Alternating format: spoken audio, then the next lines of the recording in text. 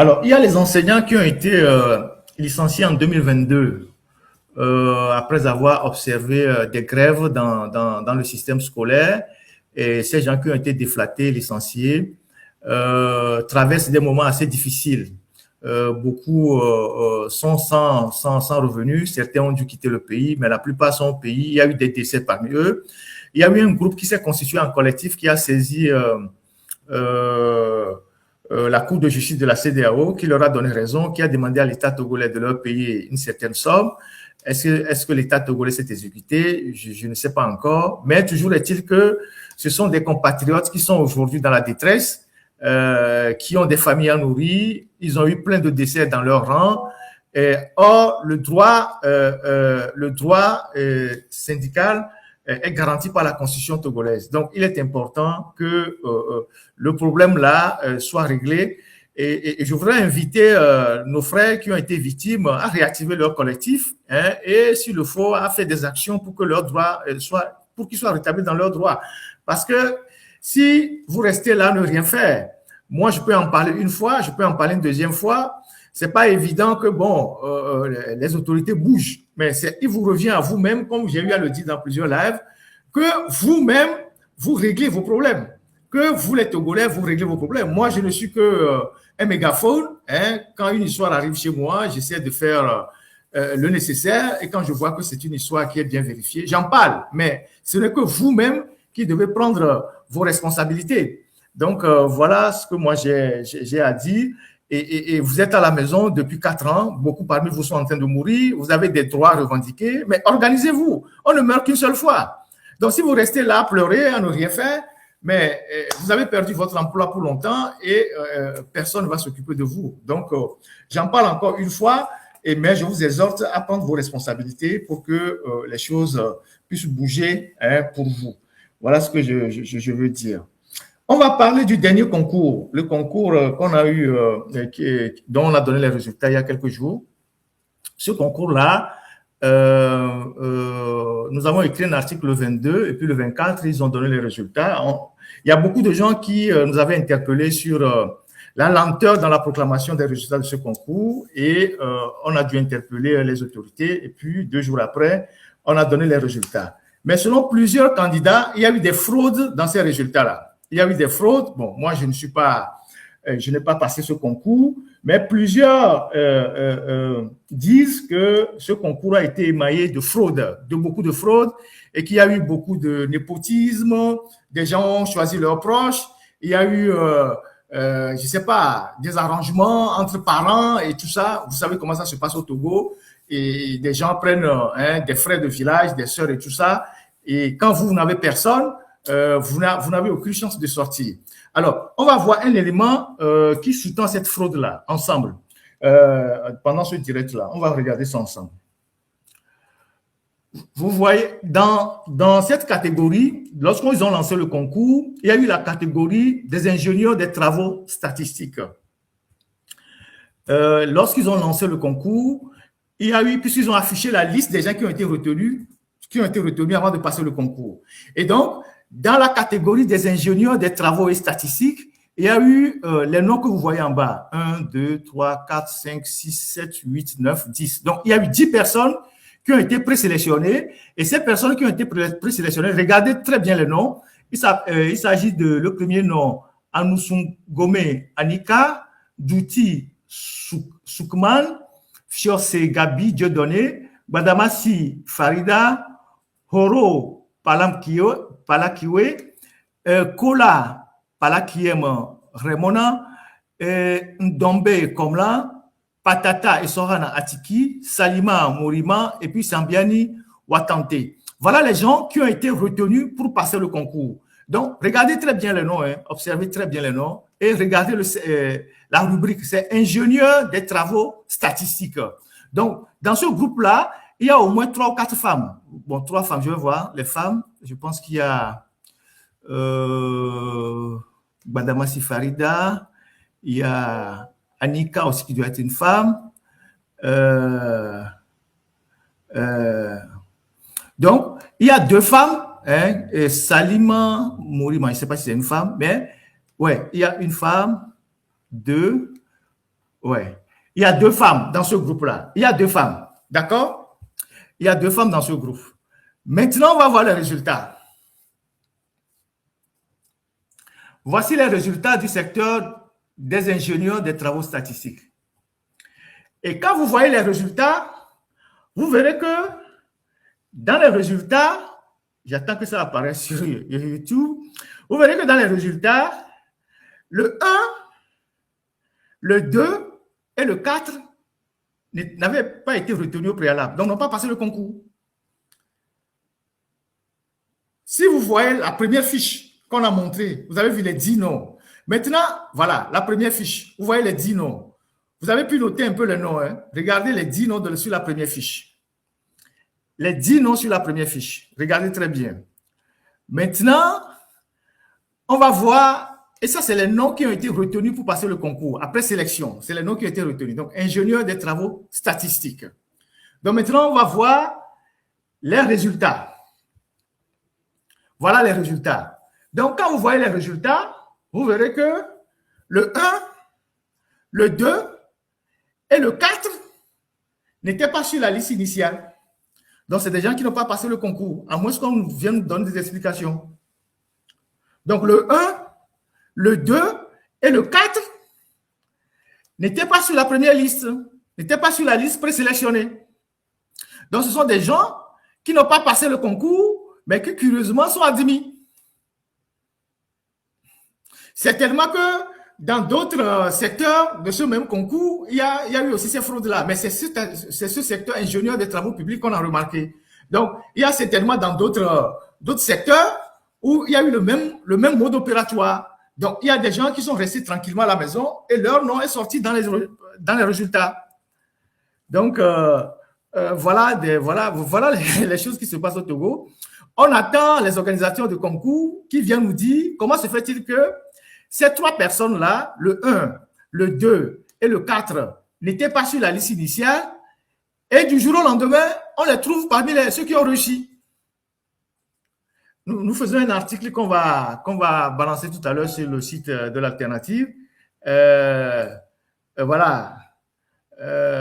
Et donc, entre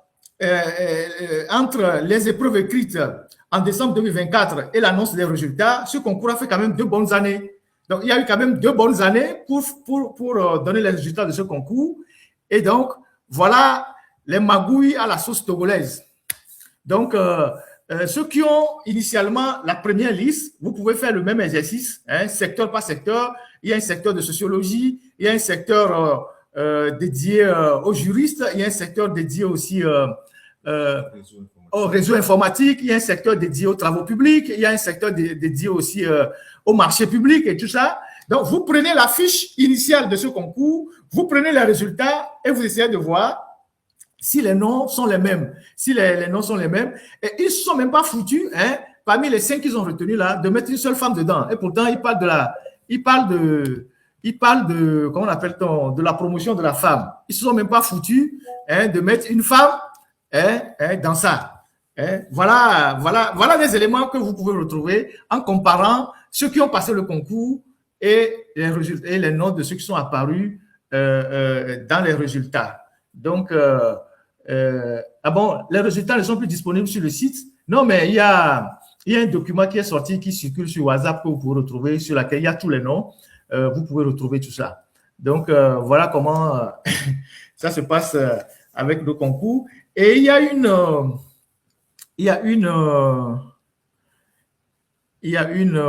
compatriote qui m'a écrit par rapport au concours, qui m'a fait état de son amertume. Je vais vous lire son message.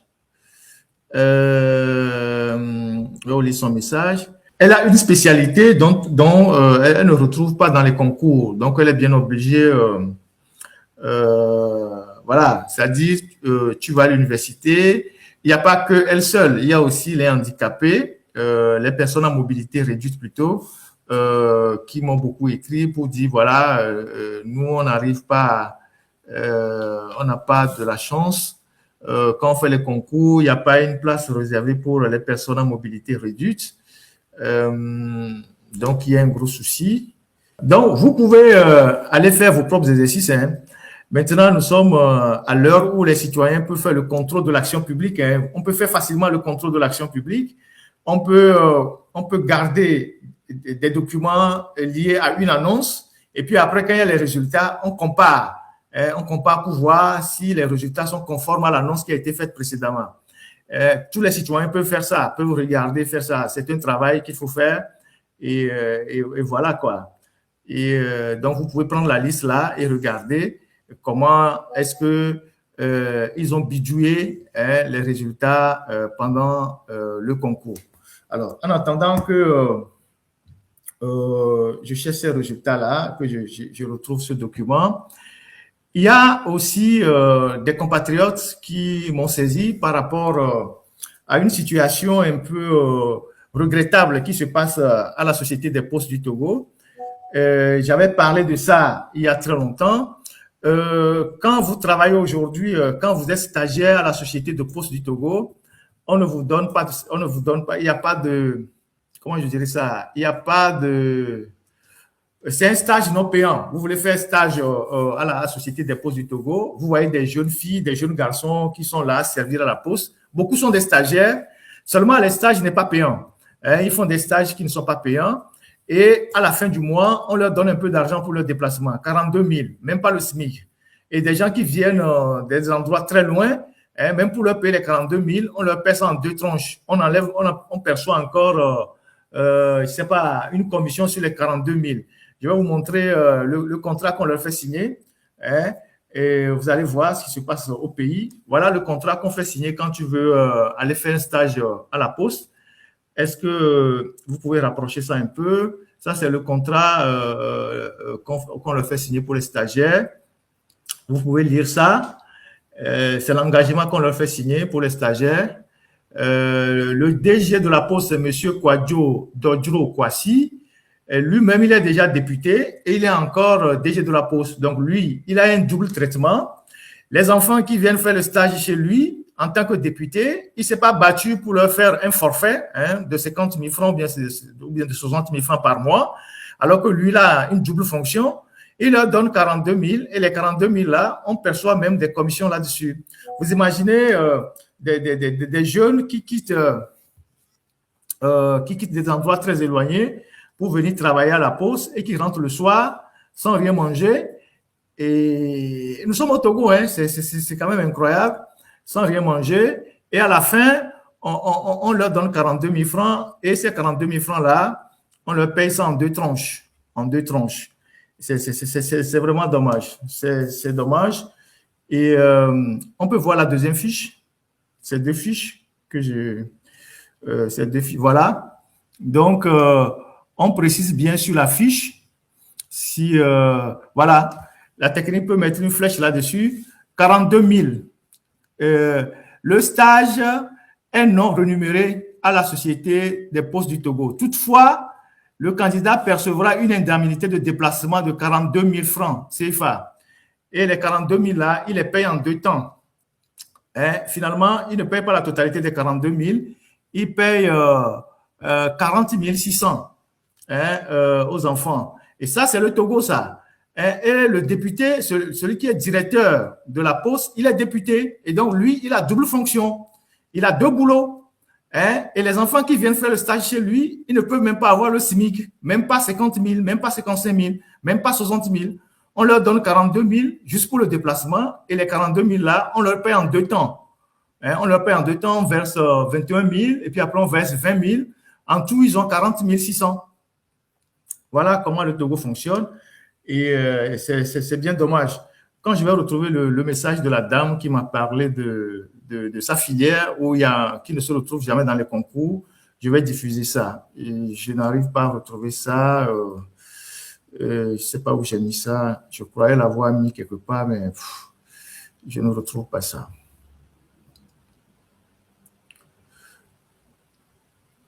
Donc, ils font un stage non rémunéré. Ils vont quitter la maison. Le stage, c'est de 2 mois, 60 jours, pour 42 000 francs. Et puis après, bon, on leur prélève au paiement des 40 000, on paie d'abord 22 500 et parfois 17 500. Et donc, les stagiaires ne peuvent pas se plaindre. Il y a beaucoup de stagiaires de Lomé jusqu'à 5C qui sont dans ces situations-là. Et pourtant, le PDG, le DG, il est député, le PCA, ils ont les grosses voitures et voilà, eux, ils ont la belle vie et les enfants, eux, qui viennent travailler, ils triment. Ce n'est pas possible que dans un pays, le Togo ne peut même pas garantir des stages rémunérés à ses propres enfants. C'est quand même incroyable. Voilà la dame. Je vous adresse ces mots, pas pour dénoncer un fait, mais pour solliciter votre aide. Je ne demande pas non plus de l'argent. Je voudrais juste que vous m'aidiez à trouver un emploi à Lomé par le biais de vos connaissances ici à Lomé. Je suis une Togolaise titulaire d'une licence en biologie et physiologie. Écoutez très bien. Bonjour, Monsieur Ferdinand. Je vous espère en bonne santé. Je vous adresse ces mots, pas pour dénoncer un fait, mais pour solliciter votre aide. Je ne demande pas non plus de l'argent. Je voudrais juste que vous m'aidiez à trouver un emploi à Lomé par le biais de vos connaissances ici à Lomé. Je suis une Togolaise titulaire d'une licence en biologie et physiologie animale à l'université de Lomé. Et depuis lors, je peine à trouver un emploi à cause du système de notre pays où notre insertion professionnelle d'un diplômé en biologie et physiologie est très difficile. Peu importe le type d'emploi, le plus important pour moi est de travailler et d'avoir des revenus pour pouvoir continuer de me prendre en charge et payer mon loyer et la suite de ma formation, cordialement. C'est une dame qui m'a envoyé ce truc-là.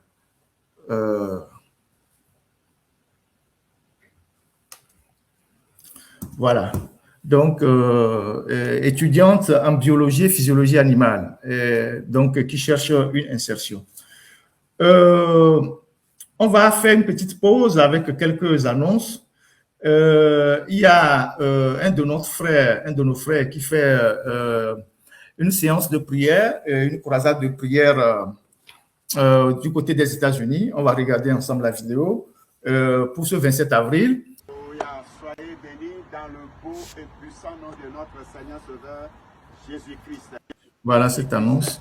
Je viens par cette vidéo pour nous lancer ce vibrant, solennel et patriotique appel à tous les Togolais et à tous les Togolaises vivant sur le territoire américain, tout précisément dans l'État de Maryland. Le Seigneur me met à cœur d'intercéder en faveur de notre patrie, de ma patrie, de ta patrie, de notre patrie, le Togo, le jour de son indépendance, c'est-à-dire ce 27 avril, à partir de 18 h, partout où vous êtes, nous vous invitons à l'église missionnaire Parole et Acte, Word and Acte Missionary Church, Shedigo Professional Center, on this address. Sur cette adresse, 14 801, Physicians Lane, zip code 20 850, suite 171B. Venez pour qu'ensemble, nous puissions intercéder en faveur de notre chère patrie, le Togo. Togo les fait monter de partout des clameurs à la gloire de notre cher Togo et célébrer sa beauté. Ne manque pas à cette grande séance d'intercession en faveur de notre patrie. D'accord. Ça, c'est pour une séance de prière du côté du Maryland, le 27 avril. Vous avez entendu et vu l'adresse. Dans le même ordre d'idée, il y a notre sœur Noélie, Noélie Elikem qui chante, que vous connaissez très bien, qui est le chanteur de gospel, qui fera aussi un live pour prier pour le Togo le 27 avril. Donc, ceux qui connaissent le compte TikTok de Noélie Elikem, elle sera en live ce 27 avril, donc demain, pour prier pour le Togo. Donc, on peut s'inviter massivement dans son live pour la supporter, pour l'accompagner pendant cette séance de prière pour le Togo. Alors, ceux qui n'étaient pas là jeudi, j'ai fait une annonce jeudi, avant d'aborder le grand sujet de live, une annonce jeudi que je vais reprendre ici de façon plus courte. Il y a eu plusieurs demandes concernant les lives en langue locale, qu'il faut que nous essayons, on fait un travail déjà assez louable. Beaucoup de gens disent que ce travail-là impacte beaucoup la population dans les villages. Aujourd'hui, les gens créent des petits clubs pour suivre les lives de dimanche. Tout le monde est mobilisé. Dans les villages les plus éloignés, les gens achètent les crédits pour suivre les lives parce qu'on aborde les problèmes de toute la population. Et donc, certains Togolais ont souhaité que les lives soient aussi en langue locale. Et là, nous sommes en train de trouver des solutions. Je vous ai dit le jeudi dernier, pour ceux qui n'étaient pas là, que en France ici, on est en train de se réorganiser pour relancer l'autre journal. Maintenant, Isidore est sur place ici. On va relancer bientôt l'autre journal. On a bouclé un projet assez solide pour obtenir des financements auprès de nos partenaires pour pouvoir relancer l'autre journal qui était très connu à Lomé. On faisait de très, très bonnes émissions à l'époque, avant que TikTok et tout le bordel en arrive sur la toile. On était sur YouTube où on faisait nos analyses sont encore là, la page, l'autre journal est encore là. Vous pouvez aller là-bas, regarder tout ce travail extraordinaire qu'on faisait depuis des années, avec tous les risques. C'est d'ailleurs en faisant ce travail-là qu'on a eu des ennuis, qu'on s'est retrouvé en prison. Et donc, c'était l'une des émissions phares que vous aimiez tant. Et donc, cette émission-là, on va la relancer maintenant que Isidore est sur place ici en France. Non seulement on va la relancer, mais à partir de demain, lundi à 20h, Isidore va s'occuper, voilà l'autre journal, voilà la maquette de l'autre journal. Vous voyez, c'était quand même l'un des studios, quand même, c'était bien fait à l'époque quand on était à Lomé, on avait fait un très très bon studio avec l'appui de bonne volonté d'ailleurs. Il y a quelqu'un qui est un spécialiste en design qui est venu nous faire tout ça pour nous encourager. Il nous a fait ça totalement gratos. Le matériel, on l'avait acheté avec l'appui de nos partenaires. Il y avait des caméras qui coûtaient 1600 à 1700 euros. Bon, quand on est parti, on a offert certains matériels à certains amis à Lomé là-bas. C'est des appareils photo, des objectifs aussi, qui étaient plus ou moins adaptés à nos activités.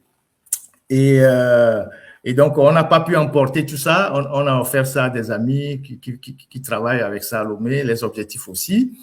Mais ici, on va reconstituer tout ça. On a déjà racheté quelques matériels déjà ici.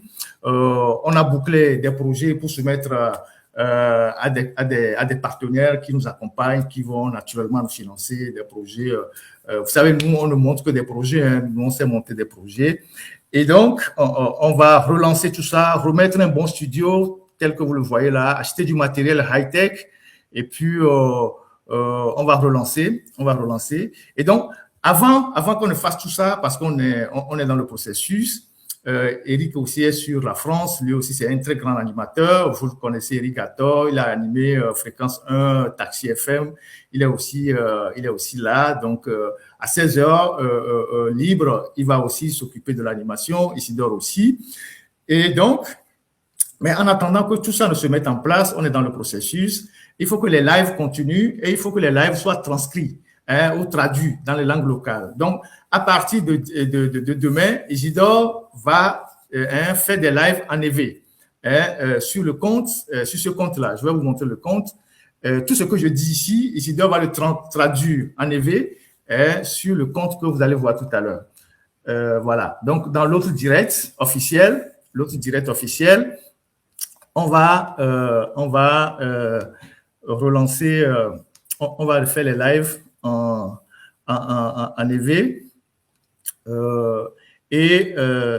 On verra sur quel lien, sur TikTok, soit c'est Ferdinand IT peut-être, et le Facebook restera Facebook, et donc ce sera le même, et il va faire le live, tout ce que je dis ici, là, il va le résumer en EV les lundis à 20h pour que nos frères et sœurs qui sont dans les villages, qui ne comprennent pas trop français, puissent savoir quels sont les sujets que nous abordons. L'idée, c'est d'impacter le plus grand nombre de Togolais et déverrouiller les consciences des gens pour que les gens puissent, à un moment donné, décider de leur propre avenir. Et ça, c'est important. Donc, lui, il va faire ça. Et puis ensuite, lui, il va faire ça sur l'autre direct. Et dès qu'il va commencer, je vais partager ça à la liste de diffusion. Je vais vous envoyer ça. Et pour que vous sachiez qu'il est en live, ça serait lundi, chaque lundi à 20h. Donc, quand moi je ferai les lives le dimanche, le lundi, lui résume tout ça. Et c'est pour que moi je ne me fatigue pas, parce que les lives me fatiguent. Si je devais faire en français et en élevé, ça va me fatiguer. Ça me fatigue d'ailleurs. Ensuite, il y a le commandant Olivier Ama qui s'est proposé, quand j'ai lancé l'appel la dernière fois, pour le faire en cabier. Et il le fera certainement sur son compte TikTok pour nos frères qui parlent cabier. Donc, le commandant Olivier Ama va reprendre les thèmes stratégiques, les résumés de ces thèmes-là, qui va le faire en cabier pour nos frères qui parlent cabier.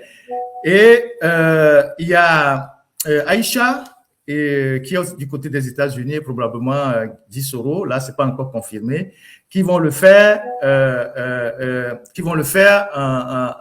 en thème.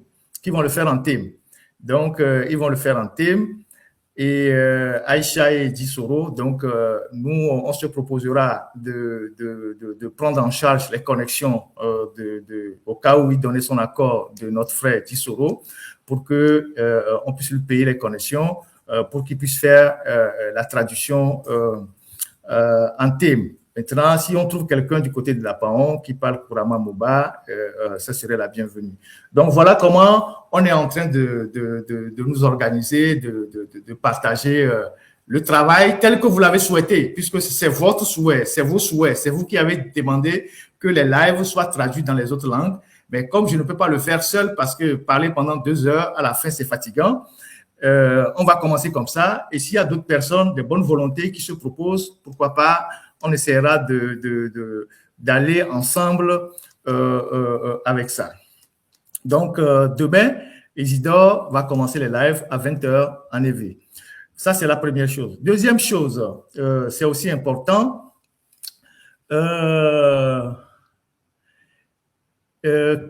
Je parlais la dernière fois des dons qu'on fait au pays.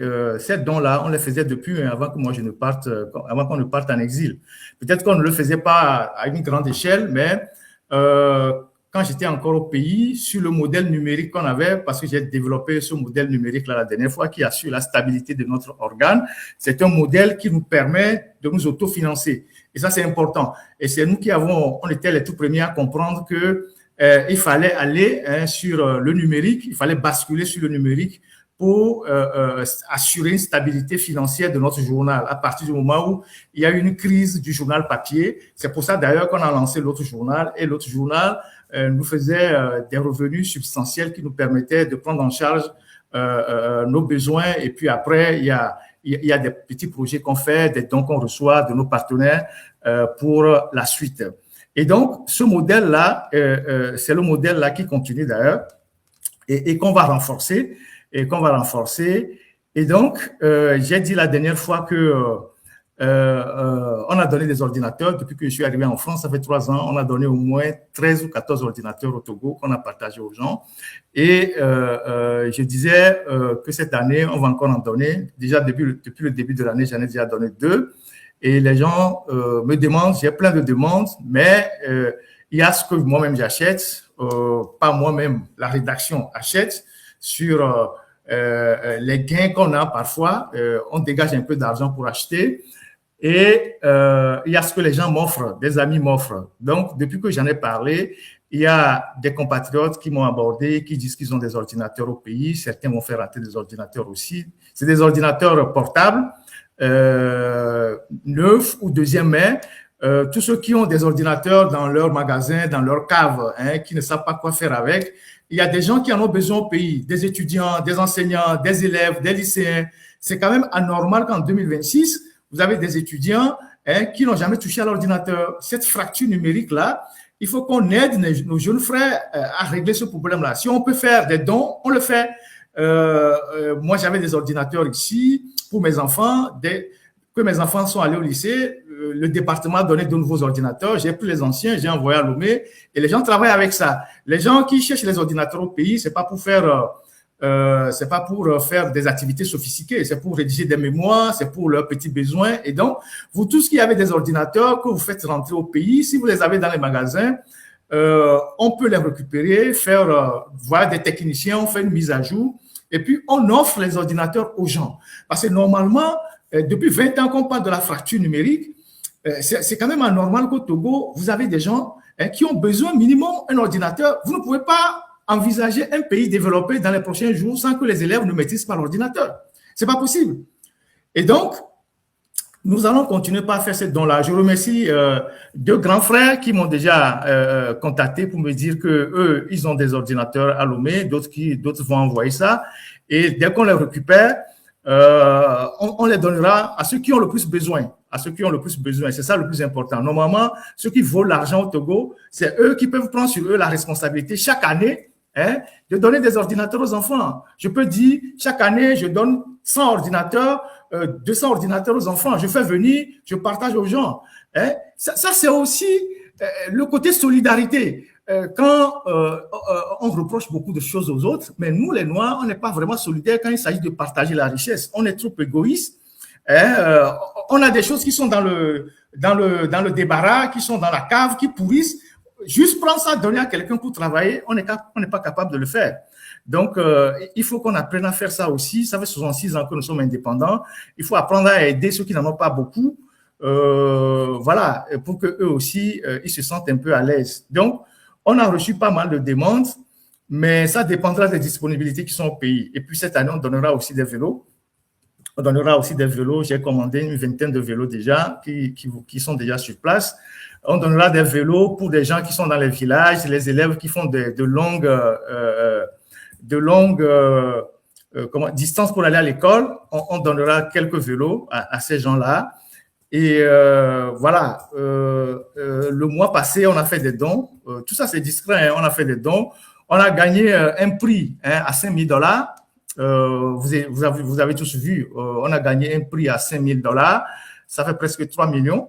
Ça fait presque 3 millions, $5,000.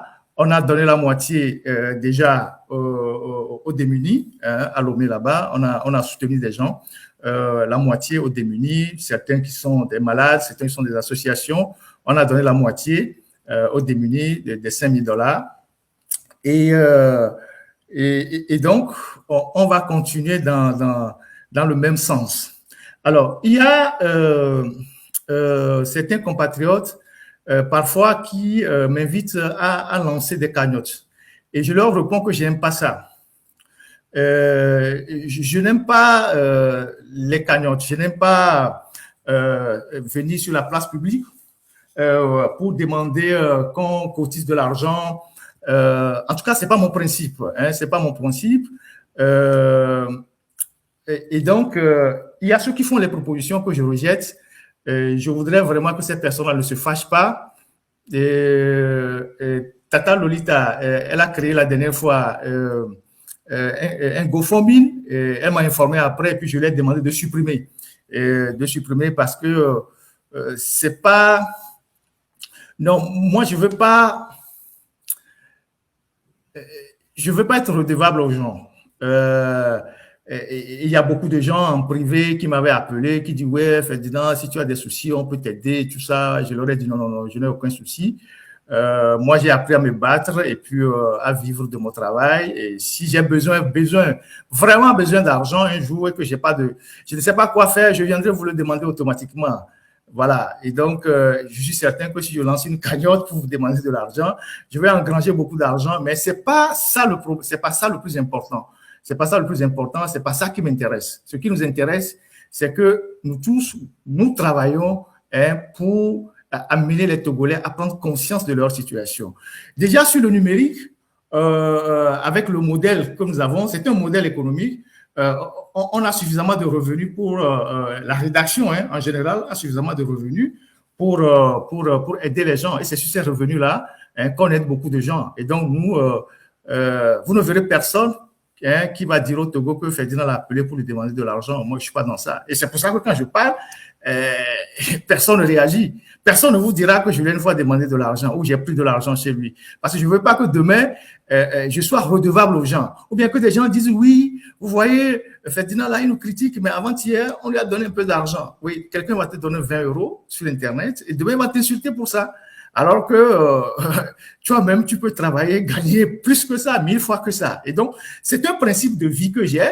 Et c'est comme ça que je fonctionne.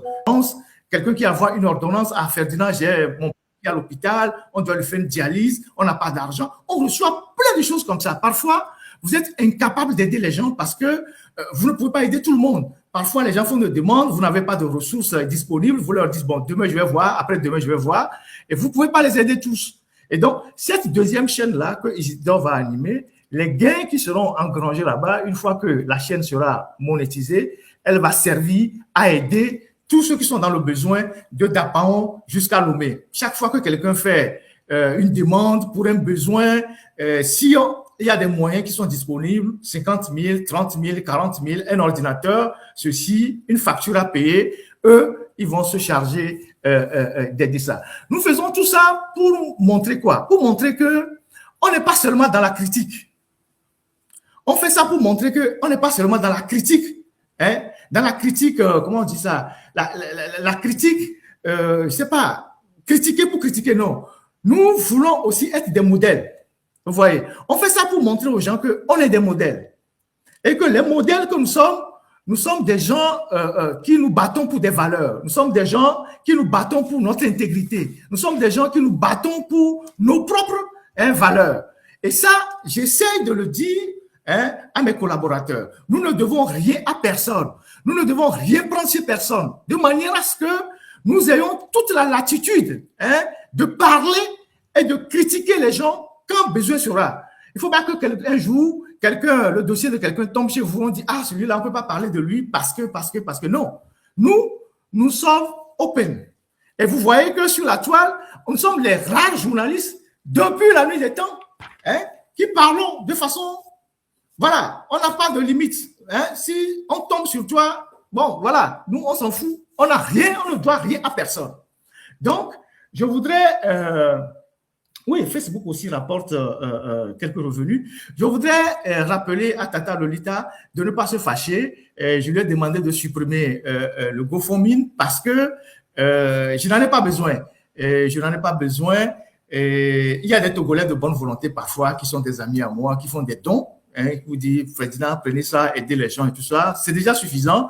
Mais je n'ai pas besoin de venir demander de l'argent sur Internet. Je sais que si je dois demander de l'argent sur Internet, le jour où je demande, je vais gagner beaucoup. Je peux même gagner 100 millions sur Internet. Mais je n'ai pas besoin de ça. Je n'ai pas besoin de ça parce que je ne veux pas être redevable aux gens. Je veux être vraiment libre dans la tête. Moi, j'ai un Dieu, mais je n'ai pas de maître. C'est ce que j'ai l'habitude de dire. J'ai un Dieu, mais je n'ai pas de maître. Je ne suis redevable à personne. C'est pour ça que j'ai la liberté de ton. Quand je parle, et voilà, c'est ça. Et donc, on fait beaucoup de choses au pays. Même quand j'étais au pays, on faisait beaucoup. J'achetais des fournitures aux enfants, des familles démunies et tout ça. On faisait beaucoup. Et peut-être que c'est ça même qui nous protège aussi. C'est ça qui nous protège parce que tous ces gens-là, ils prient pour nous.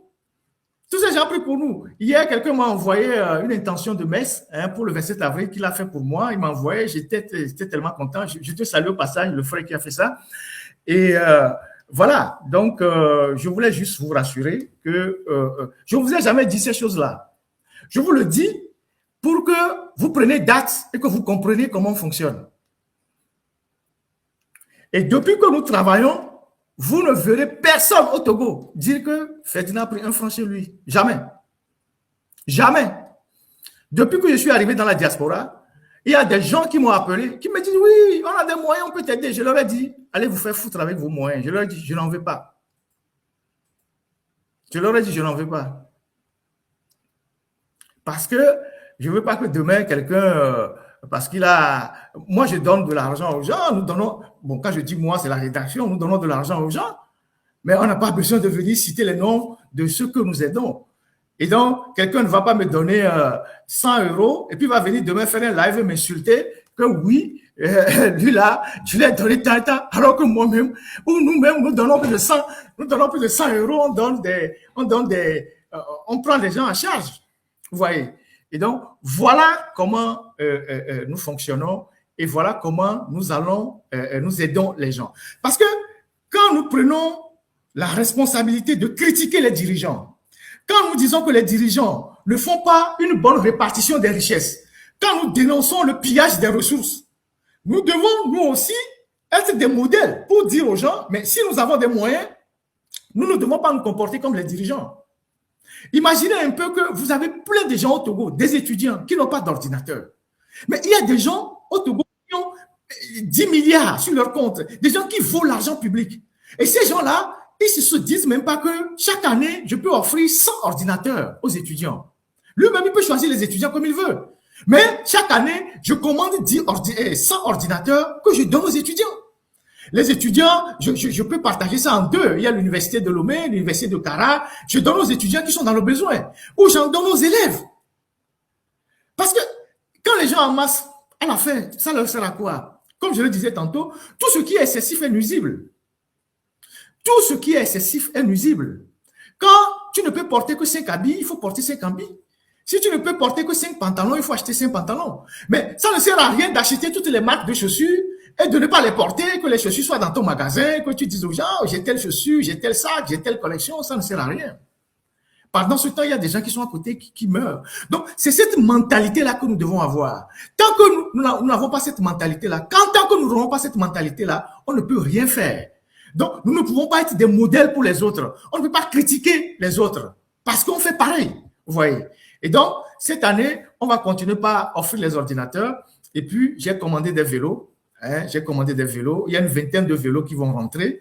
Et c'est la première fois que je vais donner les vélos. On donnera les vélos aux élèves qui sont dans les villages, qui font de longues distances et qui vont à l'école. Voilà le Togo que nous voulons, le Togo de demain, un Togo solidaire, un Togo où ceux qui en ont donnent à ceux qui n'en ont pas. Et on n'a pas besoin d'être trop riche pour donner aux pauvres. On n'a pas besoin d'engranger beaucoup d'argent pour donner aux pauvres.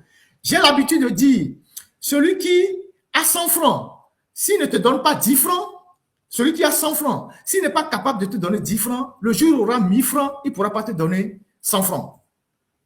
Écoutez-moi très bien.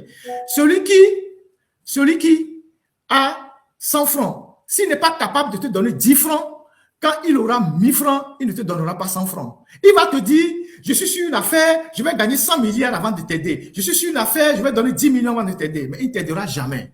Donc, la générosité, ce n'est pas le fait d'avoir plus de moyens. Non, le peu de moyens qu'on a, on peut aider ceux qui n'en ont pas. Et puis après, si Dieu nous aide et qu'on en a plus, on va aider plus. C'est ça. Donc, j'ai voulu partager tout ça avec vous pour que vous compreniez. Je peux vous aligner mois par mois ce que la chaîne YouTube génère par rapport à la rédaction, à nos techniciens. C'est eux qui gèrent tout ça. Ils vont vous montrer chaque année. Vous avez un minimum au moins de $3,000 minimum sur YouTube. $3,000. Ça fait quoi? Ça fait ouais, et c'est quand même suffisamment d'argent pour entretenir une rédaction par rapport à tous ceux qui sont là, qui travaillent sur le journal, qui sont à Lomé. Donc, vous voyez, voilà. Donc, Maman Lolita, excuse-moi, je n'ai pas voulu de ce GoFundMe parce que je n'en ai pas besoin. J'ai déjà suffisamment de ressources. Avec nos partenaires, nous faisons déjà des projets. Parfois, nos partenaires nous avancent $10,000, $20,000, tout ça pour soutenir le journal. C'est déjà suffisant. Donc, voilà quoi. On n'est pas dans le besoin en réalité. Voilà ce que j'ai voulu partager avec vous. Merci. Maintenant, on revient sur le dernier dossier de ce live-là. C'est le dossier de l'indépendance.